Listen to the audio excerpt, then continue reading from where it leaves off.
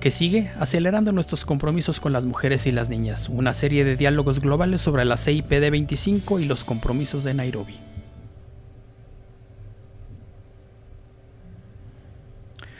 Nuestra marcha comenzó en El Cairo en 1994, durante la Conferencia Internacional sobre la Población y el Desarrollo.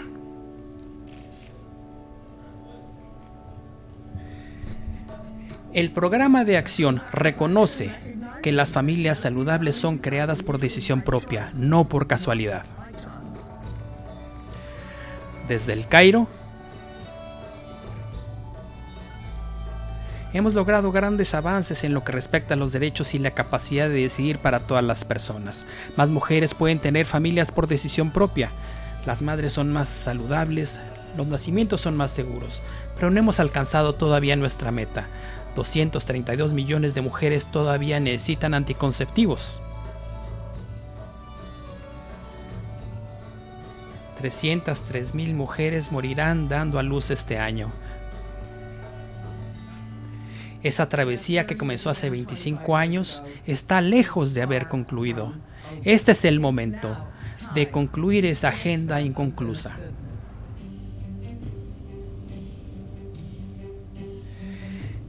Los objetivos de desarrollo sostenible no se pueden lograr sino hasta el momento en que las mujeres, las niñas y los jóvenes puedan controlar sus cuerpos y sus vidas libres de temor y de actos de violencia.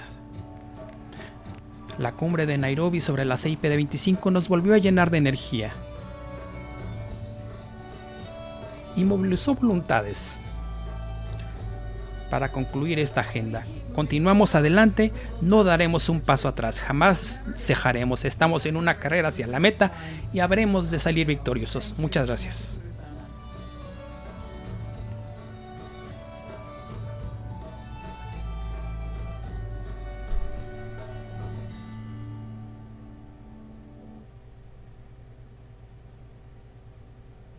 Buenos días, buenas tardes, buenas noches. Bienvenidos a la serie de diálogos globales sobre la Conferencia Internacional de Población y Desarrollo del UNFPA y también de los compromisos de Nairobi.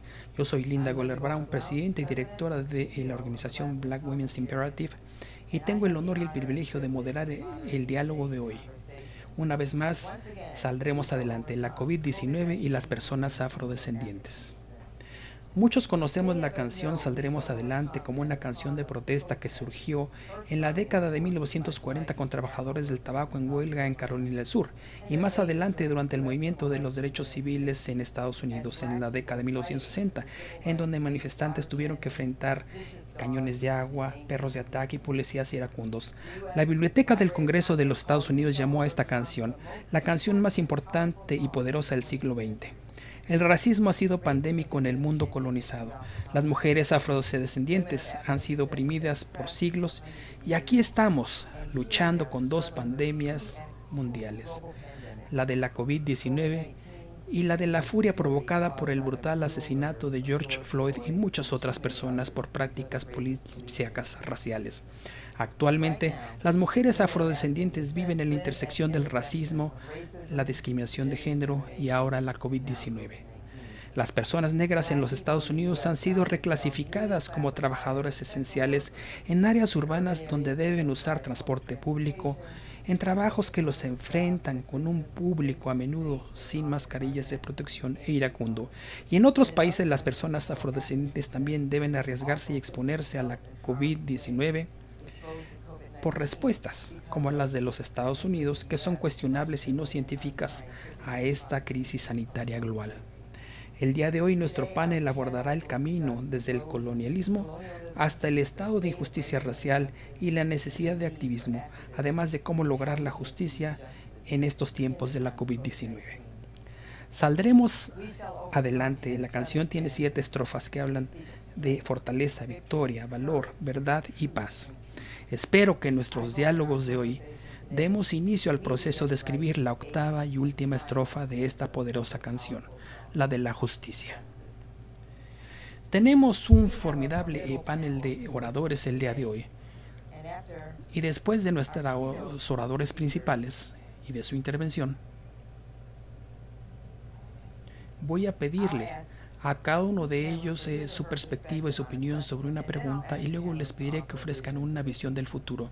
Comencemos con una introducción de nuestros oradores, la doctora Natalia Kanem, que es nuestra estimada anfitriona el día de hoy. La doctora Kanem es médica de profesión y directora ejecutiva del Fondo de Población de las Naciones Unidas. Es la primera latinoamericana en ocupar ese puesto, es la doctora Kanem. También tenemos a la primera vicepresidenta de la República de Costa Rica, Epsi Campbell Barr, que es la primera mujer afrodescendiente en convertirse en vicepresidenta de Costa Rica. Tenemos a su excelencia el doctor Walton A. Webson, embajador y prominente representante de Antigua y Barbuda ante las Naciones Unidas. Shaneda Lowe, fundadora del Comité Juvenil de la Década Internacional para las Personas Afrodescendientes y su asamblea en el Secretariado de Guyana. El doctor Ahmed Reed, que es profesor asociado de Historia Caribeña de la Universidad de la Ciudad de Nueva York. El doctor Alexandre da Silva, que es miembro del Grupo de Trabajo de Salud sobre Racismo de la Asociación Brasileña de Salud Colectiva. También el señor Mark Johnson, que es productor y director de cine, ganador de Grammys. Y por último, pero no por ello menos importante, el señor Mervyn Taylor, que es profesor, maestro y autor de varios libros de poesía. De modo que, señor Taylor, yo tengo el placer de comenzar con usted. Usted viene saludándonos desde Belmont, en Trinidad y Tobago, aunque ahora vive en Brooklyn. Es usted un autor y un poeta muy reconocido. Sí, dio clases en la ciudad de Nueva York, en las universidades de ahí, en escuelas, autor de varios libros de poesía como No Backdoor y Voice Scary. Incluso ha leído sus poemas acompañado del bajista David Williams en un CD que se llama Road Clear. Yo vivía cerca de usted hace algunos años en Puerto España, en la década de 1990. Mis hijos fueron a Bishop's Junior. Y su poema o sus poemas me recuerdan una época en la que recibían mucho apoyo de sus profesores en contraste con lo que experimentaron cuando venimos a los Estados Unidos. De modo que gracias por su voz, señor Taylor. El micrófono es de usted. Gracias y buenos días a todos y todas. Gracias, doctora Kanem, Natalia Kanem, por la invitación para formar parte de este maravilloso evento. Es interesante ver que durante esta época de la COVID-19, de esta pandemia, es interesante ver el tipo de reacciones de las personas que se supone que deben ser nuestros líderes y que deberían tener la capacidad de combatir a nuestros enemigos. El problema con esta pandemia de la COVID-19 es que no estamos hablando del enemigo tradicional, estamos hablando de un enemigo mucho más insidioso y sutil, de forma que las facultades y los poderes que tienen no bastan, no funcionan contra este tipo de enemigo. Mientras he estado aquí, enclaustrado en Trinidad, y aunque estoy feliz de ello, he estado pensando y componiendo poemas casi sin cesar, en un esfuerzo por tratar de entender o encontrarle sentido a toda esta experiencia en la que estamos atrapados. Hasta ahora nadie ha promovido una respuesta real a lo que está sucediendo, pero se me ocurre que las mujeres han sido mucho más exitosas en lo que respecta a manejar cosas sutiles, en enfrentarse a enemigos que no caminan y proyectan una sombra. Las mujeres de alguna manera tienen la capacidad de responder intuitivamente a las cosas. Y entre poema y poema, desde que he estado aquí, he estado trabajando en ello. De hecho, hay todo un capítulo de poemas que he escrito como resultado de esta experiencia. Una de las cosas que se me ha ocurrido es que es importante prestar atención a las mujeres en lo que respecta a cómo manejan ellas a sus familias y cómo hacen frente a estos problemas. No estoy hablando necesariamente de mujeres poderosas, sino de mujeres ordinarias, incluyendo las amas de casa. Necesitamos tener un diálogo con ellas acerca de lo que piensan como parte de esta pandemia, porque ellas tienen sus propias soluciones, tienen sus propias recetas para la salud de sus familias. De modo que una de las mujeres que vino a mi mente es una mujer de nombre Elita, una mujer que es una vieja amiga mía, y es irónico porque ella trabajó durante mucho tiempo en un hospital en Brooklyn. De hecho, era encargada de una ala del hospital. No tenía un alto nivel educativo, formalmente hablando, pero era una mujer muy sabia, la más sabia que jamás haya conocido. Ella manejaba muy bien a su familia y continúa manejando muy bien a su familia hasta el día de hoy, cada vez que enfrentan épocas difíciles. Este poema se me ocurrió de repente, y el título del poema es Las noticias de los vivos, y está dedicado este poema a ella. No en su memoria porque todavía está viva y anda por ahí, sencillamente me pensaba, o pensaba yo en esta situación de aislamiento, cómo estaría haciendo frente a esta situación o dónde estaría en este momento. Pero Lita fue una mujer que se me ocurrió para este poema como una mujer a la que debemos rendir homenaje desde el punto de vista de cómo maneja las crisis y cómo lo ha hecho no solo ahora sino en el pasado. Y cómo ha manejado esta epidemia que nos ha afectado a todos. Aquí está el poema, Las noticias de los vivos, dedicado este poema a Lita Ramuta.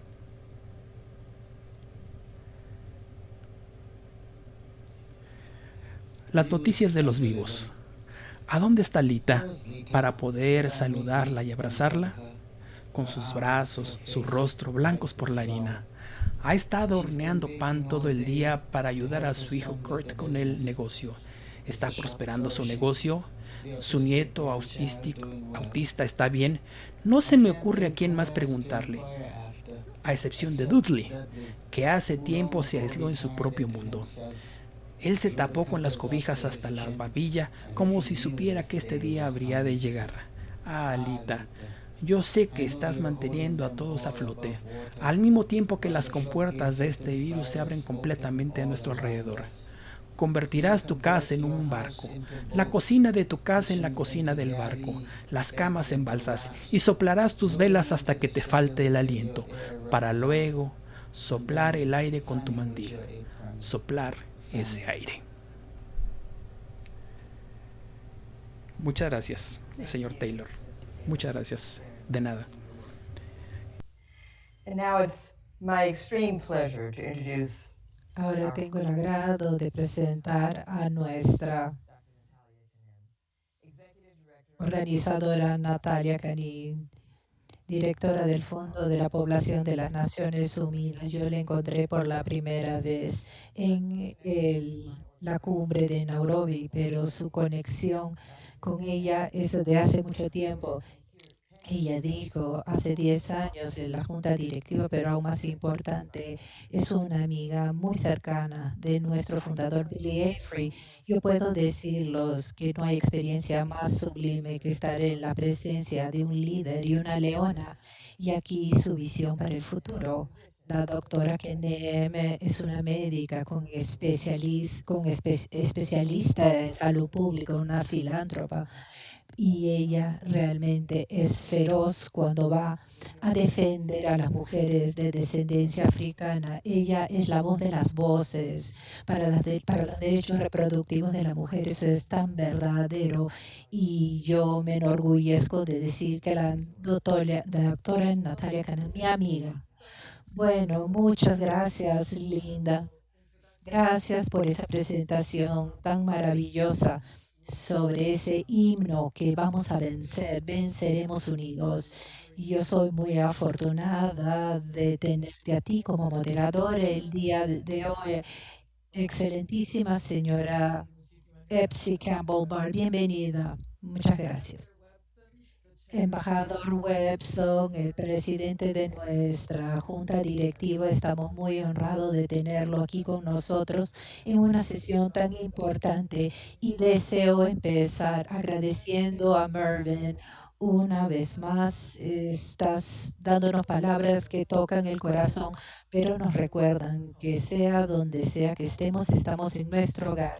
Y muchas gracias por sus palabras maravillosas el día de hoy. Estoy muy contenta de estar aquí, estoy muy emocionada de estar con esos panelistas y con todos ustedes de todo el mundo que están con nosotros de todas las partes para una conversación familiar muy oportuna. Bienvenidos a todas, bienvenidos. Estamos tan contentos de tenerlos aquí. UNFA ha hecho que nos comprometamos en la cumbre de Nairobi en noviembre del año atrás. No dejemos a nadie atrás, no vamos a dejar a nadie atrás.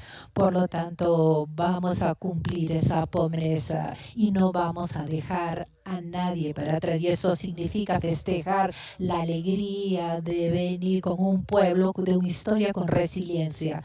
Es una histeria de preocupación mutua y apreciación también por la belleza. Como población negra trabajamos, caminamos con esa confianza, nos sentimos creadores de algo positivo, de una cultura positiva, y eso vemos en todas las edades y en todas las etapas de la vida. Y verdad, y eso hace una diferencia al alma, no importa cuál sea la situación.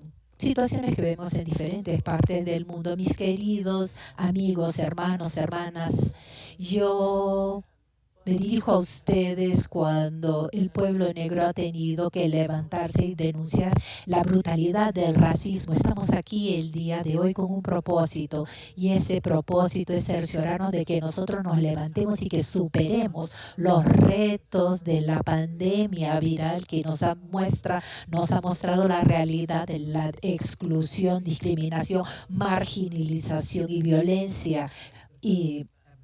Violencia que es impulsada por el racismo. Hay un impacto pesado de años y siglos de desigualdades.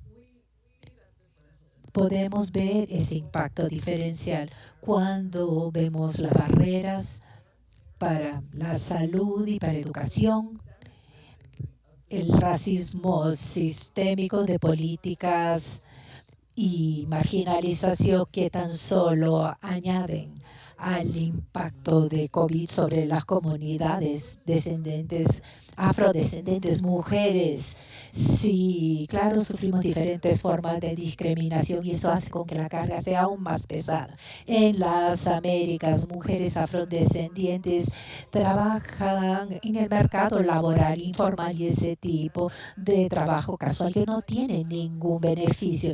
El tipo de pobreza y sueldos que dejan a las mujeres y niñas vulnerables limita su acceso a anticonceptivos modernos y otros servicios de salud decentes. Mujeres afrodescendientes son 2 o 3 veces más proclives de morir durante el embarazo y el parto, y de complicaciones evitables. Preocupaciones de reproducción sexual son muy importantes para la comunidad, y las mujeres y las jóvenes como vergüenza son expuestas a la violencia, son vulnerables al femicidio, que es asesinato de una mujer, exploración sexual, tráfico, también matrimonio temprano, y son cosas que no podemos taparlo con el dedo y tenemos que llevarlo a la luz. Por ejemplo, analfabetismo y también abandono de escuela, embarazo temprano. Eso se ve alto en niñas o mujeres jóvenes afrodescendentes, y vemos esa región, América Latina y el Caribe, cambiando, y va a ser el nuevo epicentro de la pandemia del COVID-19 con 40% de los casos globales todos los días.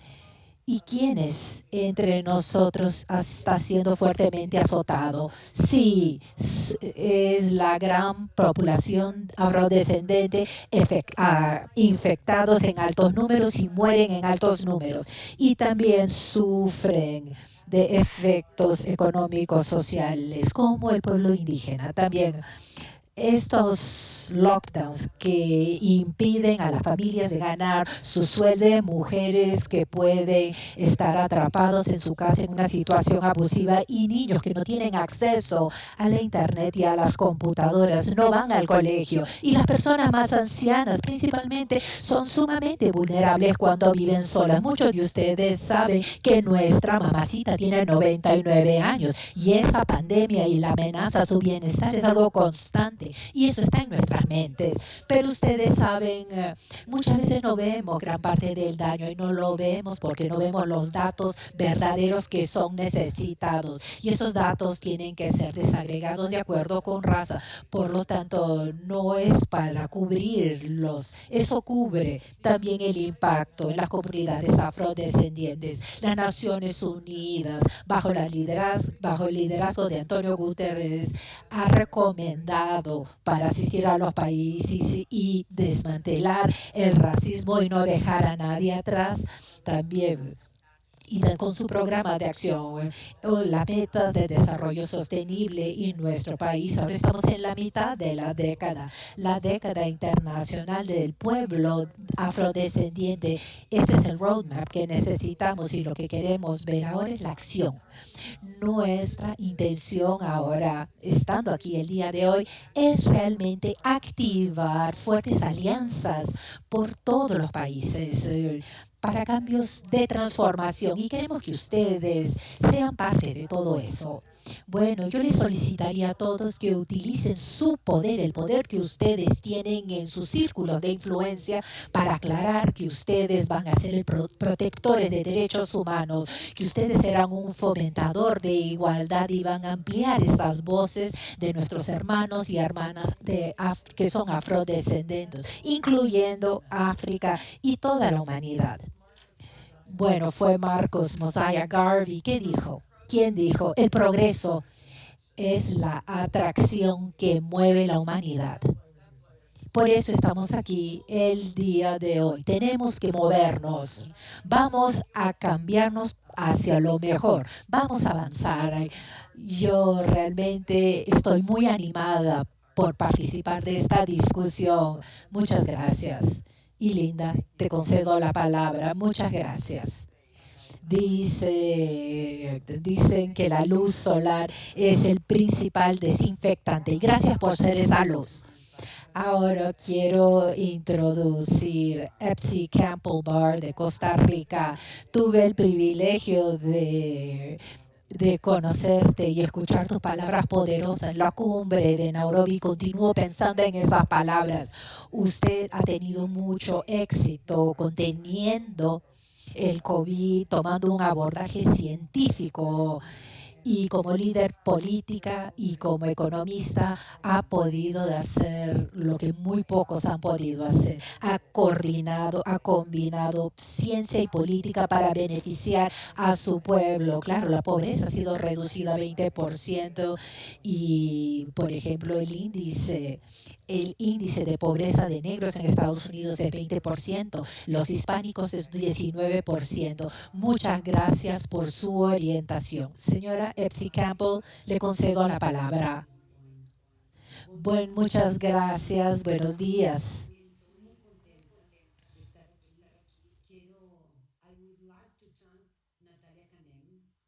She is leader of this Natalia Canem es líder de este espacio. Mr. Walton Webson, ambassador and permanent resident of Antigua and Barbuda, Mr. Ahmed Reid, Alexander da Silva, and Shonetta Lowe. Primero que todo quisiera realmente congratular al Fondo de Población por la posibilidad de tener una discusión de este tipo. Natalia, América Latina necesita urgentemente que pongamos estos temas sobre los impactos relacionados con el COVID-19 con la gente, hacia la gente afrodescendiente. Es súper importante que lo miremos en el contexto de el diseño de los afrodescendientes, justicia, desarrollo y reconocimiento, pero también que lo miremos en el contexto de los objetivos de desarrollo sostenible y por supuesto en el contexto de la agenda de Nairobi. Creo que el Fondo de Población ha hecho un aporte extraordinario en materia de derechos y de colocar a los pueblos y comunidades afrodescendientes en el centro del debate. El segundo tema que quisiera plantear es, estamos en tiempos desafiantes. We are in challenging times, under really complex situation. And I would like to Hablar de Rosario. Rosario Ortiz es una mujer afrodescendiente, líder, que perdió la vida descendente, durante el afrodescendiente, gente. perdió la vida en Cali, Colombia. No estaban las condiciones que le permitían a ella tener todos los servicios de salud antes de perder su vida. Y como ella, muchísimas mujeres y hombres afrodescendientes, no solo en América Latina, sino que en los Estados Unidos. Pero además porque estamos a 2 días de la conmemoración del Día de las Mujeres Afrodescendientes, afroamericanas, afrolatinoamericanas, afrocaribeñas y de la diáspora. Un día muy importante para las mujeres afrodescendientes, pero también muy importante porque colocamos los temas del rol de las mujeres afrodescendientes y los derechos de las mujeres afrodescendientes. La población afrodescendiente representa en general en el continente y en el Caribe más de una tercera parte. Estamos hablando de 200 millones de personas, más de 200 millones de personas. Y sin embargo, en la mayoría de países de la región no existen datos desagregados por etnia y raza en los registros epidemiológicos que permitan conocer el impacto real que ha tenido el COVID-19 en las poblaciones afrodescendientes. Escasamente conocemos los datos por etnia, por género, pero no poseemos datos desagregados por raza. Y esto es un problema seriosísimo que nos pone en cuenta lo que ha sido la historia de la recabación de información epidemiológica para las personas afrodescendientes. Pero sí sabemos, los datos y las comunidades nos lo plantean permanentemente, que en América Latina la afección ha sido dramática en las comunidades afrodescendientes. También sabemos que las personas afrodescendientes se convierten en una de las poblaciones más vulnerables por 3 razones. Primero, porque presentan las enfermedades crónicas que agudizan la complejidad de la enfermedad. Segundo, porque están en condición de exclusión económica. Y tercero, porque muchas de las comunidades se encuentran lejos de los centros de salud y de los centros urbanos. La población afrodescendiente además tiene los niveles de desempleo más altos en América Latina. Y si el comportamiento que tenemos es el comportamiento de mi país, donde el desempleo ha aumentado en 3 meses, ha aumentado para las mujeres 10 puntos porcentuales, para la población general ha aumentado más de 5 puntos porcentuales. En Costa Rica tenemos hoy un desempleo femenino de 26%, dato que con toda certeza es mayor para las mujeres afrodescendientes, al igual que sabemos que el embarazo adolescente en toda la región afecta sustantivamente a nuestras jóvenes afrodescendientes y que la pandemia agudiza muchísimo más la posibilidad de acceder a los servicios de salud sexual y reproductiva, poniendo en riesgo una vez más y agudizando esta situación que viven las mujeres y las jóvenes afrodescendientes. Las personas afrodescendientes, por lo tanto, están siendo desproporcionadamente afectadas por la crisis del COVID-19 y por políticas que no tienen una perspectiva de etnia y raza. Costa Rica es uno, creo que de los pocos países que sacó unos lineamientos relacionados con para las personas afrodescendientes, y quiero decir que no hemos reportado de las 66 muertes que tenemos reportadas de COVID-19, no tenemos todavía reportada ninguna muerte de persona afrodescendiente, pero hay unos lineamientos, hay unos objetivos claros que los impulsamos desde la vicepresidencia con el comisionado de pueblos afrodescendientes. Debemos enfatizar que la desigualdad es uno de los elementos cruciales que afectan a las poblaciones afrodescendientes en los momentos de la pandemia y que hay un aumento desproporcionado de violencia hacia las mujeres y niñas afrodescendientes debido al confinamiento. pero también, y quería realmente resaltar las palabras de Linda, que en este momento estamos viviendo dos realidades. Nunca antes en la historia habíamos tenido un debate global relacionado con los temas del racismo y la discriminación como en este momento. Los debates sobre racismo siempre estuvieron, a excepción de las conferencias mundiales sobre el racismo, siempre estuvieron contenidos al interno de nuestros países. Y hoy el movimiento de Black Lives Matter, la muerte, la brutal muerte de George Floyd, ha puesto al mundo por primera vez a debatir sobre los temas de racismo y discriminación racial. Yo quiero celebrar que el gobierno de Costa Rica, en su consejo de gobierno, donde están todos los ministros, ministras y autoridades máximas, tomamos una decisión no solamente para solidarizarnos con el pueblo afroamericano, sino para asumir un compromiso absoluto de lucha frontal contra el racismo y la discriminación, tanto en Costa Rica como a nivel global. Y que recientemente los presidentes de los supremos poderes están firmando, y esto quiero decir, el Poder Ejecutivo, el Congreso de la República, el Poder Judicial, están firmando un compromiso sobre la erradicación del racismo y la discriminación racial.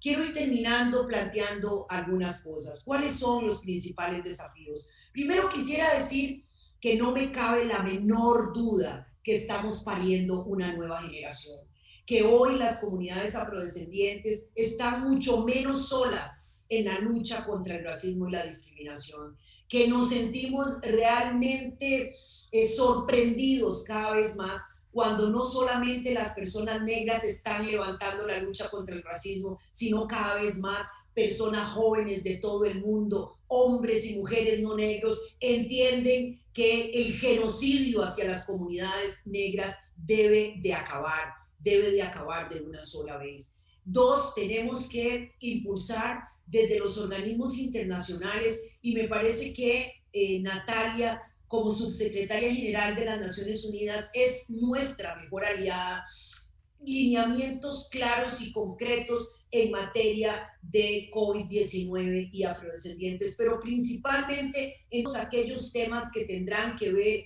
con la habilitación económica, para que no nos sigamos quedando atrás, sino para que hayan recursos, oportunidades, para que de verdad podamos hacer alianzas, para efectivamente tener unas instituciones que no solo nos faciliten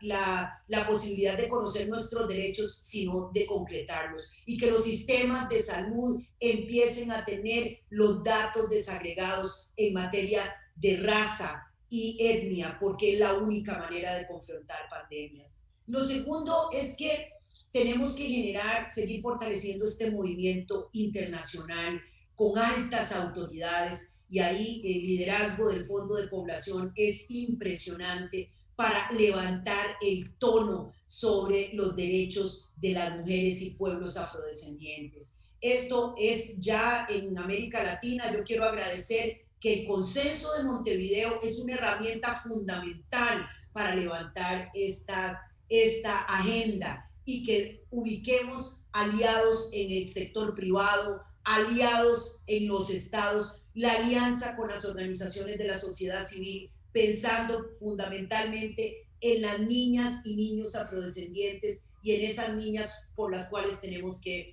cerrar las brechas. Y quisiera hacer una invitación a todas las mujeres afrodescendientes para que el 25 de julio nos pongamos, reivindiquemos y nos sintamos orgullosas de ser afrodescendientes, y que nos pongamos un turbante como una manera de reivindicar nuestra cultura, y compartamos internacionalmente con el hashtag orgullosamente afrodescendiente, orgullosamente negra. El camino que tenemos es extraordinario si lo hacemos juntas y juntos para enfrentar los desafíos que hoy nos da el COVID-19. Muchísimas gracias. Thank you so much, Excellency Epsie Campbell Barr. data. Muchas gracias por todas sus palabras. Quisiéramos utilizar ese ejemplo en este país. Ahora vamos a los panelistas y a preguntas. The Ambassador Walton A. Webson. Ambassador, you've said throughout your life you tried to give voice to people and places and concerns that otherwise might not be heard, and you've led efforts to establish equal rights in school for children with visual impairments across the Caribbean and Latin America. Multilateral and specifically intergovernmental spaces have an important responsibility in setting global policy that guides governments, multi-sectoral actions to fulfill human rights for all. Considering the history of slavery, colonization, marginalization, and continuous injustice faced by people of African descent, what role do you see CARICOM playing at the United Nations and beyond to advance the human rights and ensure equality for people of African descent?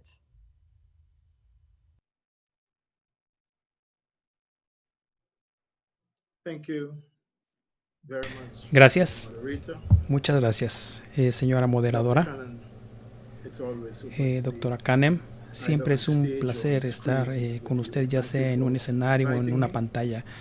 Gracias por haberme invitado. Excellency, Madam. Su Excelencia,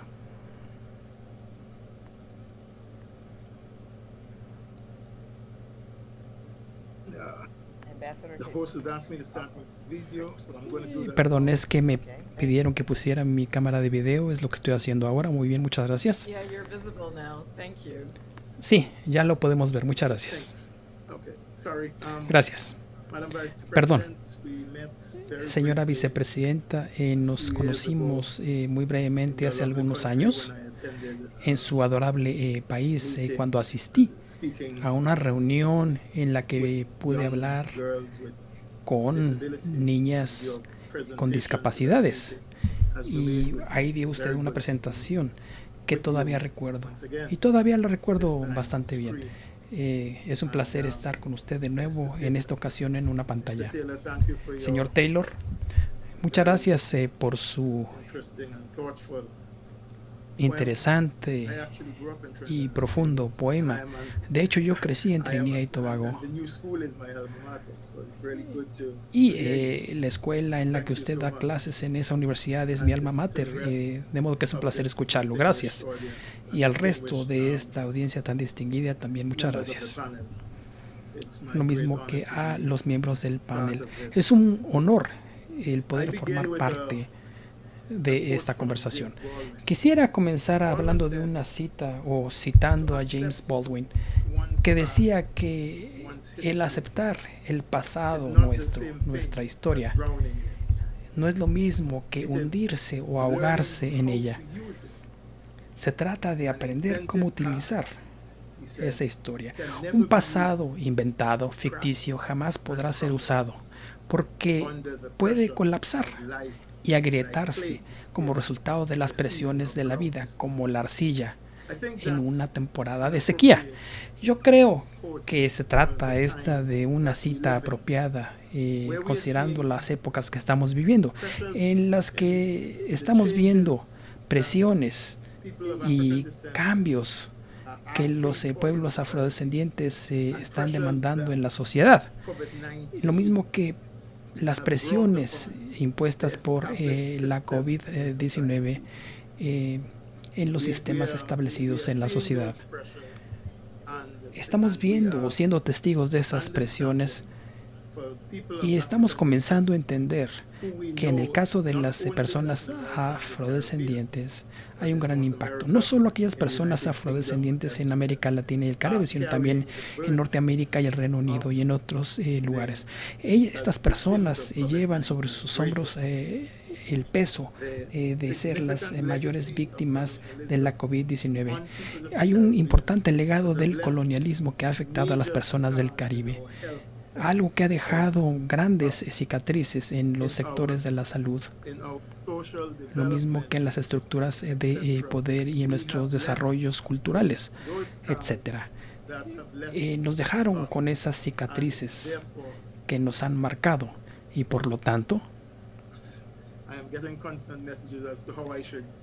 Una disculpa, es que estoy recibiendo muchos mensajes. Sí, una disculpa. That's perfect, yes. Confío en que pueda terminar con este problema. Está perfecto. ¿Ya está bien así? Está perfecto. Ok. De modo que esas son las cicatrices que nos ha dejado el colonialismo. El colonialismo nos ha dejado ese equipaje y eso nos ha provocado cicatrices psicológicas y cicatrices en el desarrollo de nuestras sociedades. Nuestras mujeres en el Caribe han sido y siguen siendo constantemente jefas de familia que cuidan de hijos. Y eso se remonta a tiempos de la esclavitud, pasando por el colonialismo y el poscolonialismo. En todas esas etapas, las mujeres han sido líderes en la sociedad, pero eso también ha dejado cicatrices que todavía llevamos en este proceso de tratar de que las niñas y los niños en nuestra sociedad reevalúen las sociedades que nosotros queremos, de tal forma que no tengan que vivir con las presiones del pasado. Yo creo que es importante que entendamos unas cuantas cosas, aquello que hemos aprendido, y eso nos puede ayudar a generar cambios. La comunidad del Caribe está trabajando arduamente junto con las Naciones Unidas y colegas africanos en diferentes maneras que nos permitirán comenzar a hacer frente a algunos de estos cambios. La COVID-19 ha provocado grandes problemas para las cadenas de suministro. Esas cadenas de suministro se han visto afectadas en países desarrollados y eso nos ha dejado atrás. Nos ha creado la necesidad urgente de satisfacer necesidades y presiones sociales. Necesitamos abrir canales de colaboración para responder a problemas como la pandemia que estamos viviendo. Debemos comenzar a trabajar junto con África y junto con América Latina de tal forma que podamos comenzar a avanzar, de tal forma que los mecanismos de las cadenas de suministro trabajen de manera más conjunta. La CARICOM y las Naciones Unidas se pueden comunicar con las agencias y el sistema de Naciones Unidas, pero no han podido transmitir este mensaje. Nosotros estamos convencidos de que debemos encontrar maneras no solo de restaurar esas cadenas de suministro de insumos de salud, sino también aquellas que tienen que ver con el desarrollo económico y social. Reconocemos que tenemos retos financieros que se están magnificando ahora como resultado de la pandemia, pero estamos trabajando conjuntamente con colegas africanos y hermanas africanas para comenzar a unirnos más de tal forma que podamos hacer frente a estos desafíos.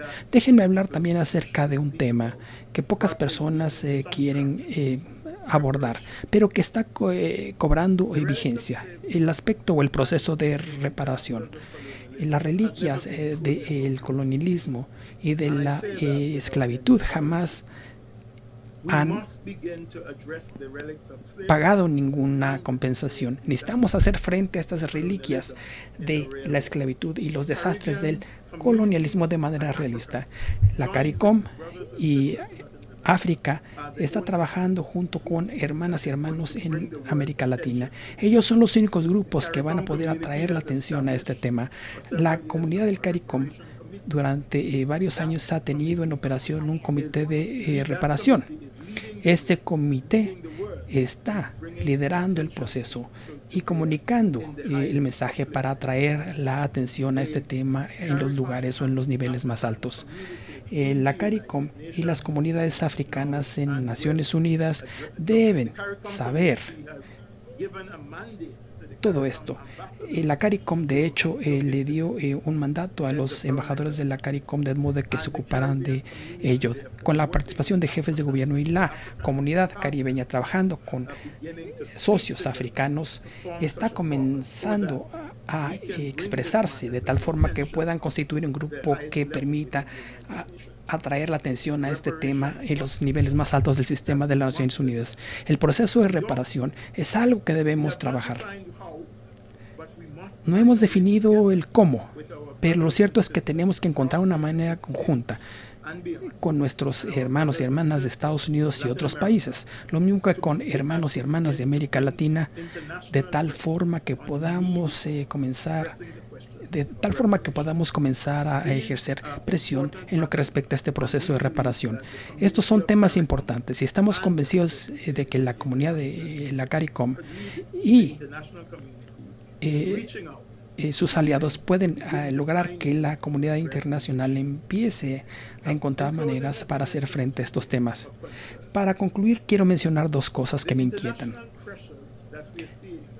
Hay presiones internacionales que estamos viendo como resultado de la muerte desafortunada de George Floyd. Una muerte muy desafortunada, además de la forma en la que tuvo lugar esa muerte. Bueno, este suceso es otro hito en nuestros esfuerzos para atraer la atención internacional a las dificultades que enfrentan las personas negras al interior de la comunidad global. Pero una cosa que me preocupa es ver situaciones en las que los llamados a la acción, como los del movimiento Black Lives Matter, se convierten en modas pasajeras más que en un llamado a la acción. Y no debemos permitir eso. A mí me gusta seguir los deportes. Y cada vez que veo un juego de soccer en Europa, por ejemplo, sobre todo el último mes, he visto que algunos integrantes de los equipos se arrodillan. Sí, pero eso se ha transformado en una moda pasajera. No podemos permitirlo. Baldwin decía también que ¿qué significa ser liberal? Bueno, un liberal es aquel que piensa que te conoce más de lo que tú te conoces a ti mismo. No podemos permitir que esos eslogans o lemas que se utilizan como llamados a la acción se conviertan en modas pasajeras. Hemos visto deportistas, hombres y mujeres, perder medallas por esta seña de protección de los derechos de las personas negras. Hemos visto deportistas perder títulos defendiendo sus derechos. No podemos permitir que esos llamados a la acción se conviertan en modas pasajeras. Gracias. I'd like to bring on our next panelist. A continuación quisiera invitar a nuestro siguiente panelista, Chanel Lowe. Es una joven afrodescendiente y como tal, tú has participado en esfuerzos de abogacía para promover las oportunidades para las personas afrodescendientes en Guyana. ¿Cómo pueden otras personas jóvenes como tú contribuir a poner fin al racismo y la discriminación? Hola. Buenos días a todos. Es un placer estar aquí participando desde Guyana con mi aportación a esta conversación oportuna y también muy necesaria. Quisiera yo hablar del contexto general para explicarles cómo es el racismo en Guyana. Quisiera comenzar para ello con una historia muy breve en la que una madre guyanesa estaba listo, preparándose para ir al trabajo por la mañana un día y su hijo se tardó una hora más de lo que típicamente se tardaba en el baño. Ella estaba un poco preocupada y en ese momento dijo, ¿por qué se está tardando tanto tiempo para bañarse? En ese momento ella entró al baño y le dijo, hijo, ¿por qué te estás tardando tanto en bañarte? Y él le dijo, mamá, sí, mis compañeros de clase me dijeron que estoy sucio, de modo que estoy tratando de estar lo más limpio posible. Y la madre dijo, pero ¿cómo que sucio? Es que mira, mamá, mi piel está negra, está sucia, me dijeron mis compañeros. Esta historia encontró mucho eco en mí y realmente ilustra la forma en la que las personas afrodescendientes son percibidas, no solo en Guyana, sino en muchos otros países en el mundo. De modo que Guyana, al igual que en muchos países, está haciendo frente a un sistema que ha sido diseñado para perpetuar el racismo. En este momento tenemos una ocupación racista de 38.9% de personas de afrodescendientes, 29% de descendencia africana directamente, y un 75% de personas indígenas. Actualmente el presidente de Guyana, que es afrodescendiente, ha impuesto condiciones inhumanas, sí, más que lo que habíamos visto en el pasado. Es triste pensar que después de todos los sacrificios y luchas que ha tenido la población afrodescendiente siga siendo marginada y no tenga acceso a oportunidades igualitarias. En Guyana escuchamos frecuentemente que las personas negras pueden hacer actividades comerciales, pero no siempre. Sin embargo, sí, debemos de terminar con esas discriminaciones. Siempre se ha pensado que los afro-guyaneses deben de trabajar siempre para otras en actividades agrícolas, por ejemplo. Ha habido una serie de estereotipos que afectan a muchas personas afro-guyanesas que tienen problemas para educar a sus hijos, y lo mismo que para darles acceso a servicios de salud. Pero la noción no siempre ha afectado al sector empresarial guyanés. Lo cierto es que está muy mal todo esto. De hecho, ese espíritu empresarial es algo que caracteriza a los afro-guyaneses y que todavía persiste. Se hizo un estudio en Guyana recientemente en el que se trató de hacer una comparación entre los empresarios afro-guyaneses y los de origen hindú o indio. Y se encontró que los negocios, las empresas afro-guyanesas están mejor establecidos, generan más ingresos, todo lo cual es un factor o son factores importantes de acumulación de capital y de beneficios para la población. Sí. Sin embargo, para reducir esta desigualdad necesitamos considerar en las siguientes áreas. La primera de estas áreas es reeducar a nuestra población. Es importante saber que la génesis de esta problemática tiene que ver con la educación errónea de muchas personas que tienen ideologías y percepciones equivocadas. ¿Sí? Empecemos mencionando que nadie quiere ser visto como racista. De hecho, la mayor parte de los racistas justifican sus injusticias al hablar, utilizando términos como, ah, bueno, pero es que yo tengo amigos negros. Sí, se sigue hablando de racismo en muchos hogares y hay muchas actitudes racistas en los hogares. Esa es la primera institución del aprendizaje, las casas, los hogares.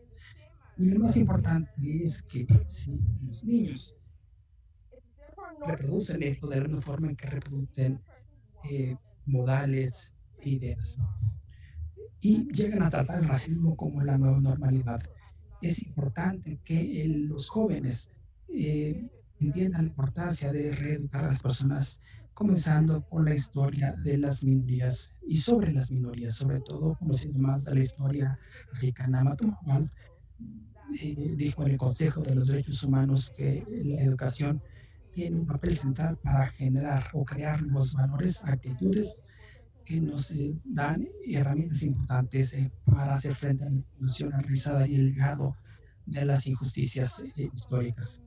Él también mencionó que debemos asegurarnos de que nuestros planes de estudios escolares contengan información balanceada acerca de la construcción de grupos no dominantes y las minorías, enfatizando que esto es particularmente relevante con el trasfondo de inquietud y desasosiego social.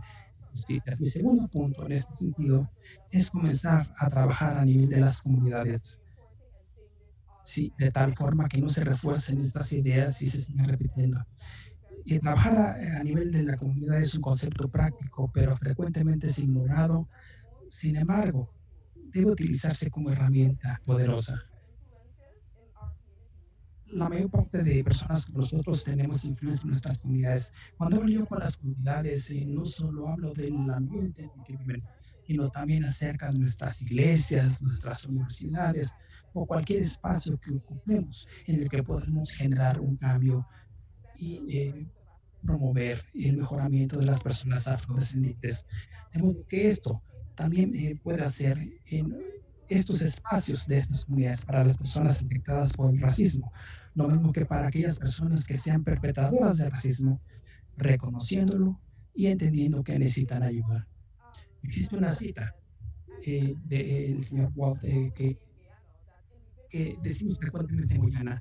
Él dice que las personas, sí, no las personas, sino las comunidades son las que construyen regiones y las regiones construyen naciones, empezando con esfuerzos a nivel de la comunidad. Y si hablamos de Martin Luther King, que fue probablemente el activista de los derechos civiles y más activo contra el racismo en los Estados Unidos, bueno, él promovía protestas a nivel de las comunidades de base y él creyó mucho en este trabajo a nivel comunitario como una herramienta poderosa y eficaz. Voy a tener que tenerla, regresaremos a este tema porque ya estamos un poco atrasados, de modo que voy a regresar a este punto en la siguiente ronda de preguntas. Muchas gracias. I want to bring up our next speaker, Ahora quisiera presentar al doctor Reed. Dr. Reed, nosotros nos encontramos en este momento en el quinto año de la década internacional para personas afrodescendientes. Y usted y sus colegas han estado trabajando incansablemente para crear conciencia acerca de las desigualdades, la marginación y la discriminación que enfrentan las personas afrodescendientes en todo el mundo. La COVID-19 ha exacerbado estas desigualdades o las ha acentuado. ¿Podría explicarnos o decirnos cómo el COVID-19 ha impactado en las comunidades de personas afrodescendientes en el mundo? Muchas gracias, señora moderadora, y buenos días a nuestros compañeros panelistas y a la doctora Kanem en particular de UNFPA por la invitación. Su excelencia, amigos, amigas, la verdad es que este es un diálogo muy oportuno y que estamos teniendo desde el punto de vista del grupo de trabajo sobre COVID-19 que ha abordado desigualdades estructurales y cuestiones de raza en todo el mundo. Estudio tras estudio han destacado el gran precio que la COVID-19 ha tenido en las comunidades afrodescendientes. En el Reino Unido tienen 2 veces más probabilidades de morir del virus, y mientras que en Estados Unidos las muertes entre afrodescendientes son muy grandes. ¿Sí? En otros países ha tenido un gran precio. A donde quiera que montemos, la COVID-19 ha planteado una amenaza existencial a las vidas y las dignidades de las personas afrodescendientes. La cuestión de la clase, de estas discriminaciones, no son nada nuevo. Las historias de las pandemias nos muestran que la discriminación es estructural y la naturaleza predominante del racismo significa que las personas negras, sobre todo aquellas de la clase trabajadora, siempre han estado afectados desproporcionadamente por este tipo de situaciones. La verdad es que ha habido una erosión continua de este compromiso contra el racismo en el mundo, incluyendo compromisos históricos para terminar con la discriminación y la tolerancia declarados en Durban en la conferencia contra el racismo en el 2001. De modo que lo que estamos viendo en el grupo de trabajo es que existe una naturaleza predominante de la discriminación estructural, que es la que enfrentan las personas afrodescendientes, y eso se refleja en las disparidades en educación, empleo, vivienda, salud y niveles de vida adecuados. También lo que quisiera yo centrarme en 2 áreas amplias aquí el día de hoy. Una de ellas es que existen en varias condiciones subyacentes que incrementan este riesgo. Nuestra capacidad se ve afectada por ello, y que además existen entre las personas afrodescendientes, incluyendo aspectos como hipertensión, enfermedades cardiovasculares, el lupus, enfermedades autoinmunes y los impactos de estrés crónico. Lo que estamos viendo es que las intersecciones de la raza con el género, la discapacidad, la identidad de género, se suman a estas complejidades. La presencia desproporcionada de personas de tendencia africana en los campamentos de refugiados, por ejemplo, en prisiones y en áreas bajo la custodia y el cuidado del Estado, presentan desafíos como resultado de las condiciones acentuadas de confinamiento, la falta de recursos y las limitaciones a la movilidad afectan a estas poblaciones que no pueden mitigar tan fácilmente estos riesgos. También lo hemos visto con el uso de prisioneros en cárceles en Estados Unidos para producir insumos para combatir esta pandemia sin protección adecuada para reducir su riesgo de vulnerabilidad, con un costo, sí, que está afectando a las personas afrodescendientes y erosionando a las instituciones. Deben de luchar contra el racismo. Adicionalmente, hay una representación desproporcionada de personas afrodescendientes de las industrias del servicio, sobre todo en el caso de las mujeres. Eso es también una fuente de vulnerabilidad. Sí, las medidas de autoconfinamiento y otros mandatos sí están afectando la capacidad de la fuerza de trabajo que permite que muchas personas reduzcan la transmisión de los contagios. En muchos estados, las personas afrodescendientes sí, eh, son las que de manera principal son repartidores, cuidadores, sí, y no hay esfuerzos públicos para protegerlos y garantizar su seguridad. También representan líneas vitales importantes para la economía y no obstante existen pocos esfuerzos públicos para asegurarse de que estén seguros en sus lugares de trabajo y tengan acceso a equipo de protección y estabilidad laboral. En este sentido, el tratamiento hacia las personas afrodescendientes eh, que además han sido objeto de explotación en esta pandemia, con una falta de conciencia social, ¿sí? Que no ha reflexionado sobre las necesidades y los riesgos para las personas afrodescendientes en esta crisis. De modo que, para concluir, porque sé que se me acaba el tiempo, lo que nosotros estamos recomendando en el grupo de trabajo es que los estados deben trabajar en la recolección de datos desglosados por raza y deben utilizar estos datos para identificar las disparidades raciales y mitigar la discriminación racial en todos los sectores, incluyendo salud, educación, etcétera, etcétera. Adicionalmente, los estados deben, si no han atendido el llamado a reparaciones de guerra o por los efectos del colonialismo que ya mencionó el embajador, que contribuyen a esta justicia racial, que son un legado de estas desigualdades e injusticias históricas. En cuanto a reparaciones, nosotros creemos que esto debe formar parte fundamental del proceso de búsqueda de soluciones. De modo que debe haber un programa de actividades asociado con la década internacional para las personas afrodescendientes. Y también debemos entender la importancia de contar con un foro permanente en el que las personas afrodescendientes en todo el mundo puedan reunirse y hablar de temas, problemáticas y asuntos importantes para ellos. Y para concluir, cerraré con las palabras de su excelencia el embajador Nicolás de Pía. Sus palabras fueron inmortalizadas por Bob Marley en una canción intitulada War, Guerra. No es que estemos promoviendo la guerra, sí, sencillamente esto muestra la importancia de la necesidad de estos esfuerzos. Y dice la canción, hasta que se entiende esta filosofía de inferiores y superiores, sí, acabe, mientras eso no acabe, sí, seguirá habiendo una guerra en todo el mundo. No estamos promoviendo la guerra de ninguna manera, lo que decimos es que necesitamos tomar estos temas con seriedad y al pensar en la Agenda 2030 en particular, debemos pensar en ellos. Y lo he visto, sí, en otros foros. La Agenda 2030 no será lograda o alcanzada mientras no terminemos de atacar la discriminación estructural y el racismo sistemático. Hemos visitado país tras país y todos los países miembros nos dicen, ¿sabes qué? No tenemos un sistema para recabar datos desglosados.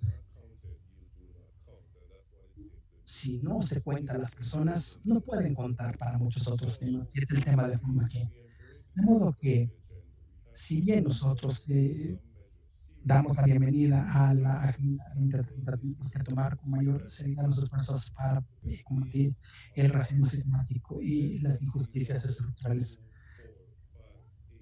Estamos hablando de las ODS 1, 3, 4, 10, que tienen intersecciones y están interconectados.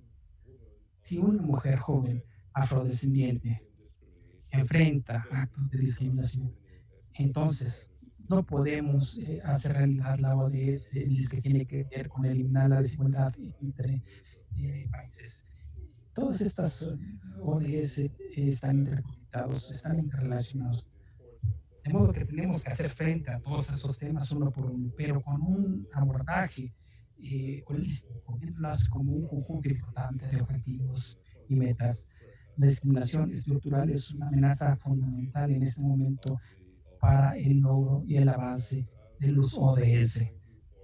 Y por último, quiero darle las gracias por haberme invitado. Sí, ha sido maravilloso poder escuchar a los presentadores y presentadoras.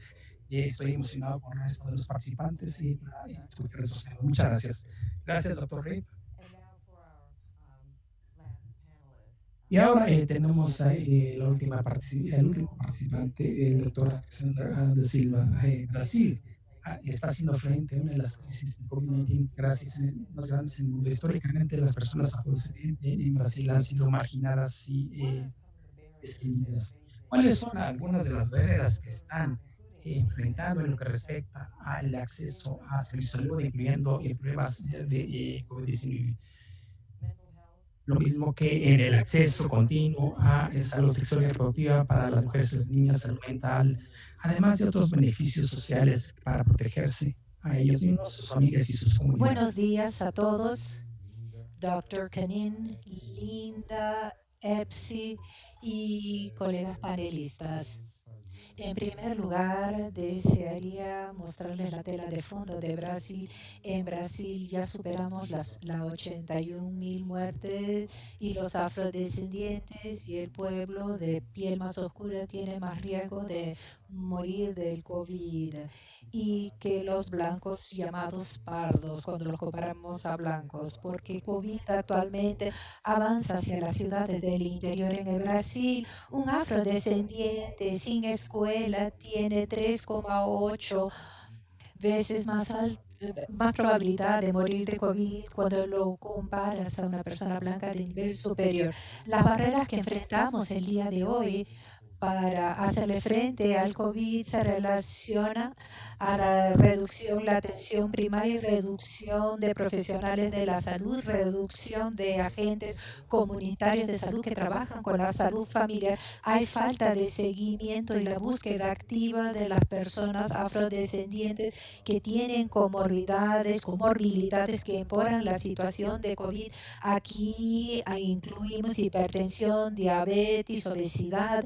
También hay una falta de test de diagnósticos para COVID en los territorios negros, es donde tenemos más personas afrodescendientes y, como fue mencionado, la falta de información agregada por raza y color que nos ayudaría para poder hacer mejor frente o ser asertivos en las acciones de COVID. Bueno, en los hospitales hay una falta de recursos físicos y humanos y ahora hay faltas de EPI, hospitales públicos que generalmente atienden a la población afrodescendiente. Los profesionales de salud están enfermos. Aquí estamos hablando de la enfermería, que generalmente son mujeres afrodescendientes y son técnicas de enfermería en general. En el tema de la salud sexual y reproductiva, 77% de las muertes de mujeres embarazadas por COVID, todos esos casos vemos en el Brasil, y una de las causas es la desigualdad racial que tenemos aquí.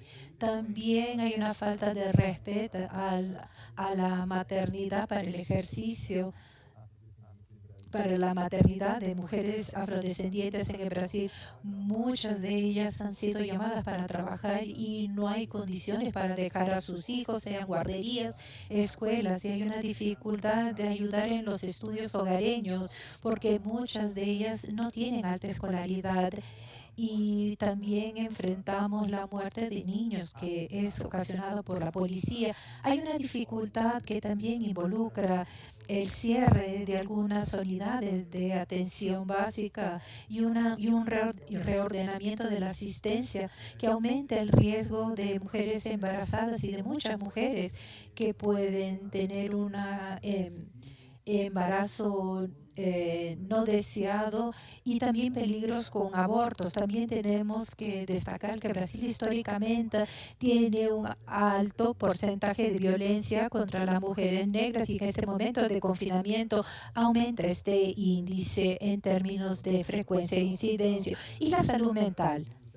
Bueno, siguiendo el concepto del profesor David Williams, tenemos una dificultad de actividades informales que son más comunes de los pueblos afrodescendientes y eso va a culminar en incremento de más niños en situación de pobreza, las actividades escolares que demandan el uso de Internet y el seguimiento de adultos. Hay un aumento de los gastos mensuales de las familias.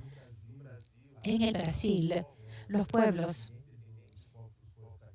los descendientes de los quilombolos, ellos pasan por problemas serios que involucran falta de agua y acceso a alimentos esenciales. Y también en aislamiento, las personas, bueno, ha habido una reducción de las visitas familiares a los presos.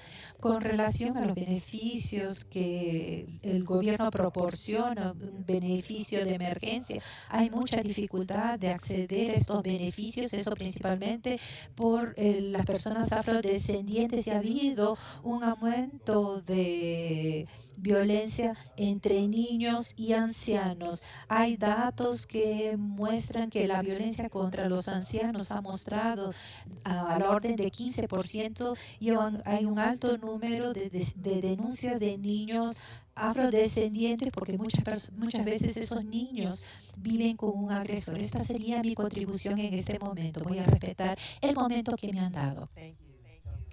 Muchas gracias, doctor Da Silva. Estamos un poco atrasados, pero sí, Epsi Campbell puede darnos sus pensamientos finales, señora Epsi Campbell, la vicepresidente. Realmente nada más agradecer y volver a decirle a Natalia y a todas las personas que nos acompañan, a usted, Linda, gracias. Tenemos que hacer un trabajo conjunto todos los días más fuerte que el día anterior, porque la gente nuestra está esperando del esfuerzo que nosotras impusemos conjuntamente. Y eso es en todo el continente y en todo el Caribe. De manera que cuentan conmigo.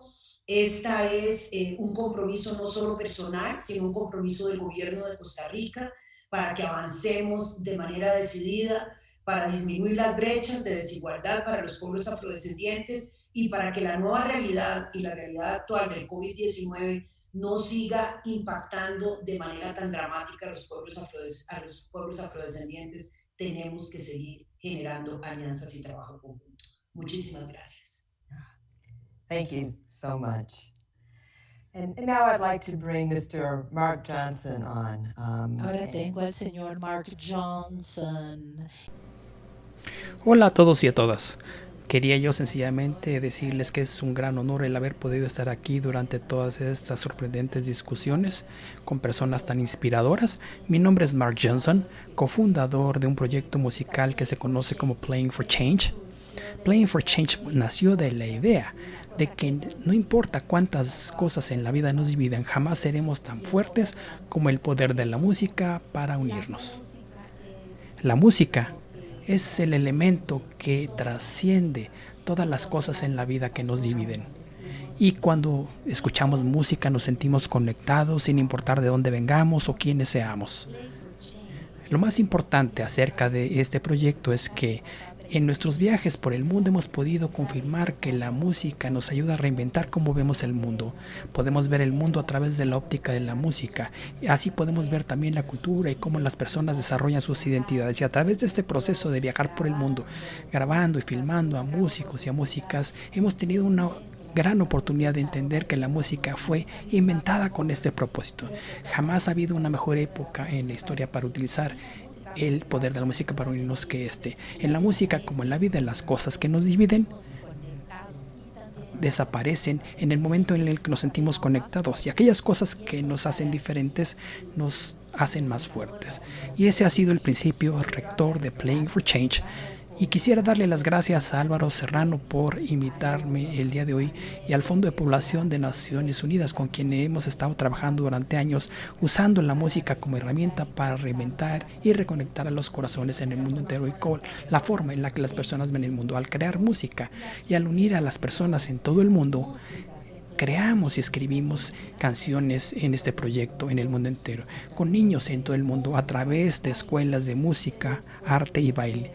En este proceso nos hemos dado cuenta de que la felicidad es intrínseca a todas las sociedades, y que podemos utilizar la música como la mejor herramienta a nuestro alcance para unir a las personas, inspirar a todos a ayudarse entre sí. Y es por eso que nos emociona poder asociarnos con el Fondo de Población de Naciones Unidas. Organizamos o estamos organizando un evento musical para este otoño, en el que podremos cantar, bailar y tocar música a favor de la justicia racial. Y es un placer para todos los del proyecto estar incluidos en este evento. Sé que juntos podemos hacer que las personas se valoren más unas a otras y se ayuden, y regresemos al grupo del que todos formamos parte, la raza humana. Y a continuación quiero presentar un video que creó el proyecto Playing for Change. Esta es una canción de Angola, es una canción que se llama Pembalaca, y que les dará una idea del poder de la música para unirnos. Muchas gracias.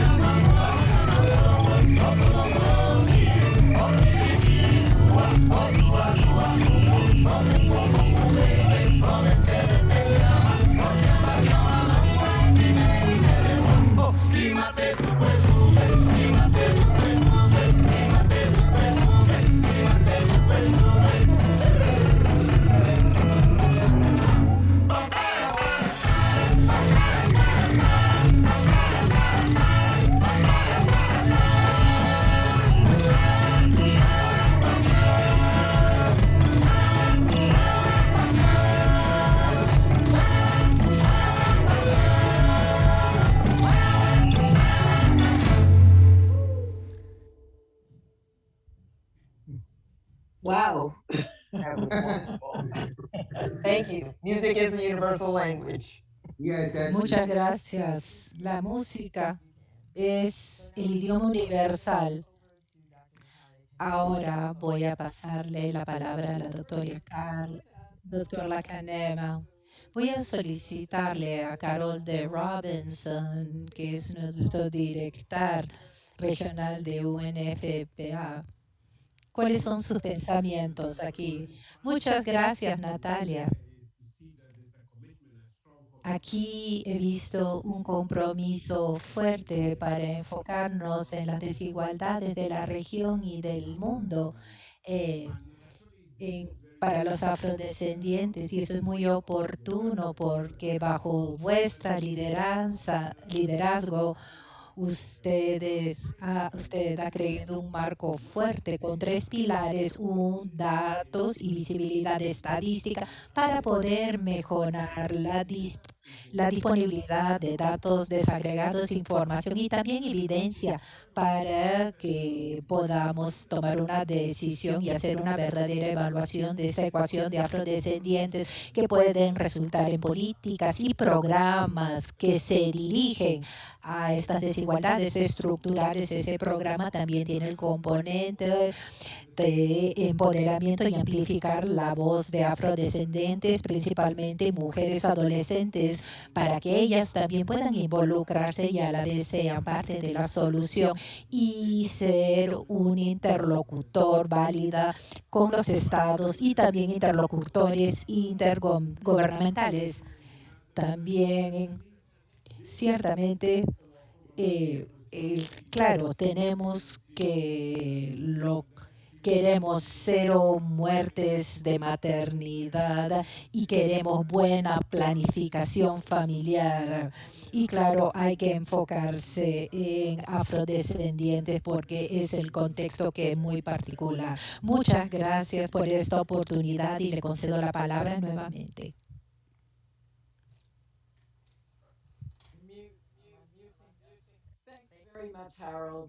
Muchas gracias, Harold y Linda, con mucha habilidad nos ha ayudado a ver tanto material. Aquí hemos tenido poesía, música.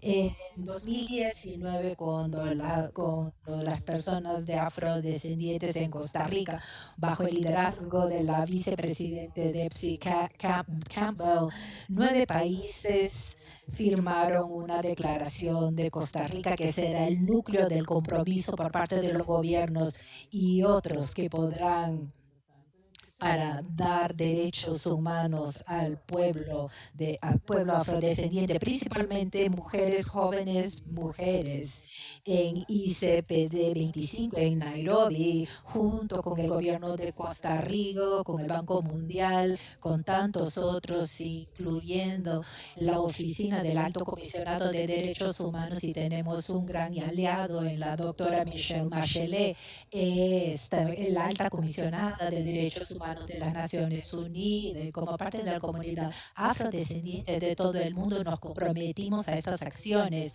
que van a cerrar las brechas y van a enfocar todos los retos que estamos enfrentando y los retos que el pueblo de afrodescendiente enfrenta. Y yo que podemos aprovechar ese momento. Me emocioné ver el chateo de tantas personas del mundo, todos cerciorándonos de que sí podemos hacer las cosas y que no deberíamos ser pusilánimes. Entonces, realmente defender los derechos humanos, eso es el momento de hacerlo. Claro, salud es parte de la dignidad del ser humano, también es parte de lo que no ha sido cumplido para los afrodescendientes en el futuro. Ahora en el futuro quiero que todos tengamos estrategias, que seamos parte de coaliciones o hasta en vecindades, como Marlon Taylor mencionó. Siempre hay esa mujer que es la buena líder que podrá realmente cambiar la corriente y hacer que todo sea correcto. En UNFDA, nuestro compromiso es constante para desmantelar la opresión. Y hemos esperado y hemos esperado, pero seremos vencedoras y vencedores. Y queremos ver acciones, queremos verlo de forma oportuna y jamás nos detendremos hasta que todo se cumpla, todo de una vez.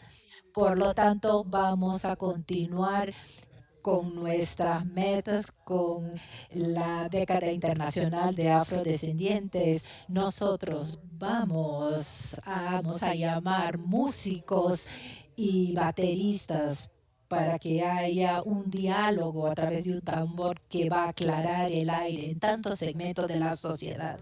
Y aquí vamos a poder discutir los temas que van a cerciorarle a los afrodescendientes y a todas las personas vulnerables en el mundo acceso igualitario a la salud, sea una vacuna, sea la recepción que recibimos cuando nosotros llegamos a la sala de emergencia. La prioridad, que esa ecuación que pasa por la mente de la persona. Cuán importante es este ser humano. Todos somos igualmente importantes en importancia y dignidad. Quiero culminar que en los últimos 5 años, esta década internacional para los pueblos afrodescendientes, UFNPA tiene el agrado de unirse a ustedes, de duplicar los esfuerzos para que toda niña de 10 años en cualquier lugar del mundo tenga un buen futuro y que nada, y que ella no va a sufrir nada contra su voluntad.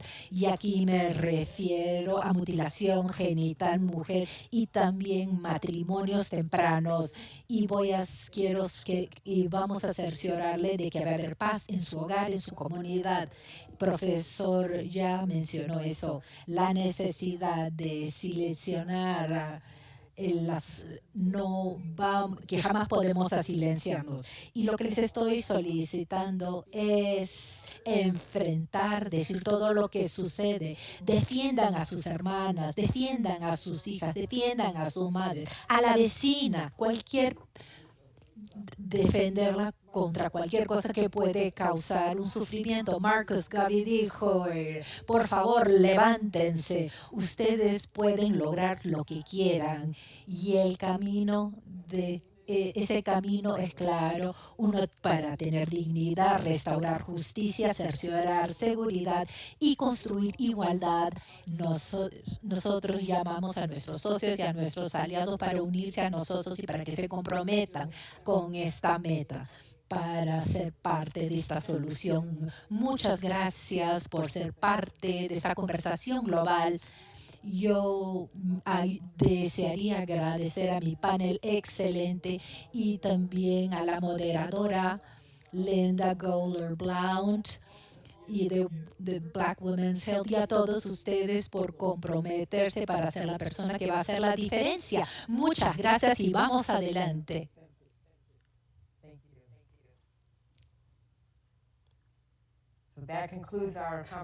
Bueno, con eso culminamos la conversación del día de hoy. Muchas gracias, Dr. Canem, vicepresidente Epsi Campbell y todos los que participaron. Y yo apoyo el trabajo de la década de los pueblos afrodescendientes.